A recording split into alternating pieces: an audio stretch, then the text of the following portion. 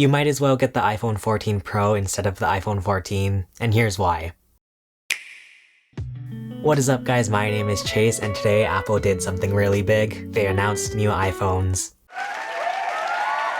During their Far Out event, Apple revealed the iPhone 14, the iPhone 14 Plus, the iPhone 14 Pro, and the iPhone 14 Pro Max, among a few other new products. While I was watching the event and reading over all of the specs of the new iPhones, it really surprised me just how much Apple has packed into the new iPhone 14 Pro models. If you head on over to Apple's website, you can actually look at a detailed comparison between the iPhone 14 and the iPhone 14 Pro, and it's pretty crazy to see just how much extra features are packed into the iPhone 14 Pro compared to the regular iPhone 14. And all of it is for a $200 price difference. So as the rumors were suggesting, only the iPhone 14 Pro models have the Pro Motion display, which allows you to get buttery smooth movement at up to 120 Hz. The iPhone 14 Pros also have the Always On display, which works very similarly to the Apple Watch's Always On display. It dims the screen and just kind of has this very basic time and, all of your little widgets on the screen, but it doesn't use that much battery power. Meanwhile, the iPhone 14 has none of that, which is like really crazy. That's already a lot of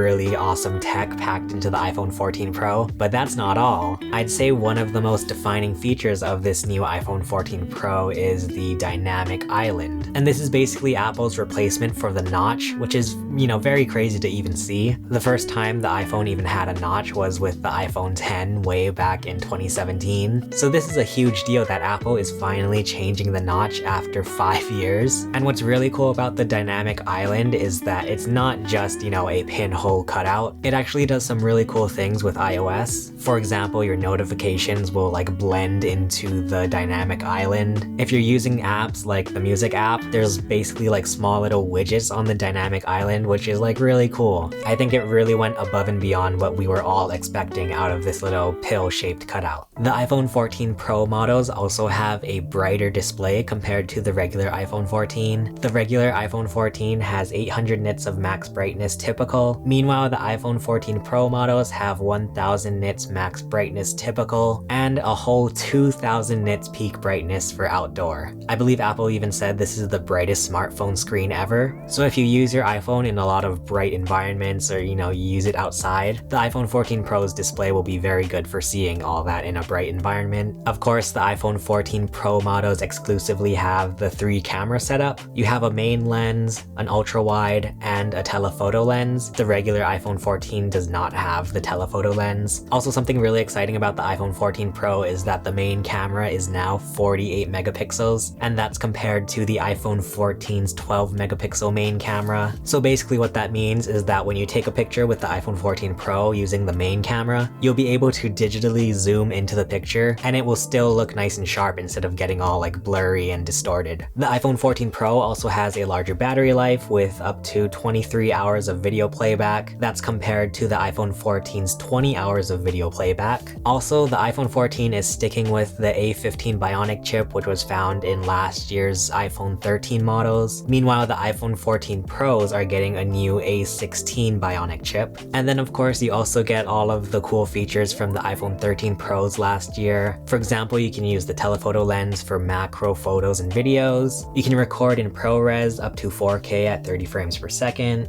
And so those are some of the major differences between the iPhone 14 Pro and the iPhone 14. I will say I don't think these differences will be a deal breaker for, some people. I could see some people being very happy with the iPhone 14. I just think it's very crazy how much Apple has packed into the iPhone 14 Pro. With the new display with the Dynamic Island, the new camera setup with the 48 megapixel main camera, there is just a lot going on with this iPhone 14 Pro, which is very crazy, especially at a $200 price difference. So let me know in the comments if you guys are getting the iPhone 14 or the iPhone 14 Pro. If you guys want to watch my iPhone 14 predictions video and compare it to the actual iPhone 14, feel free to check it out below. For now, thank you so much for watching. My name is Chase and I will see you guys again soon.